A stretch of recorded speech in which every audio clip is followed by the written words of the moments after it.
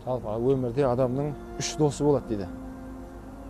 Бірінші досы адам жан үзіліп, мынау аманат денеден шығып кеткен кезде бірінші досынан айырылады дейді.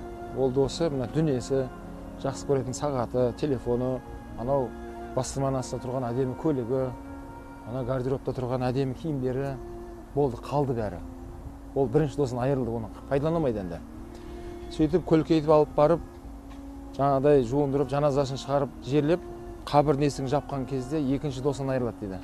Ол екінші досы бала шағасы, ағайын туыс, жора жолдас, құрбы құрдас, көрші қолаң адамдар қимай топырақ салып, марқұмға дұға тілектерін жолдап, сонымен қабірдің есігін жабады. Үшінші досы сол қараңғы қабірге өзімен бірге әрмен қарай кіріп, қиямет сапарына мәңгі бірге кетеді дейді. Ол қандай дос десе, ол имандылық дос екен. Имандылық. Адамгершілігі, руханияты, құлшылығы, сабырлығы, ізгі амалдары, соның баршасын имандылық дос деп айтылады.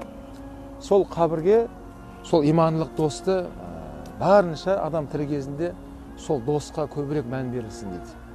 Ал мынау дүние досы, онсыз да ол адамның табиғатында бар нәрсе, оны айтып қатты қажет емес, онсыз да адам оған көңіл бөледі. Ал бірақ ақырет досын адам ұмытпау керек дейді.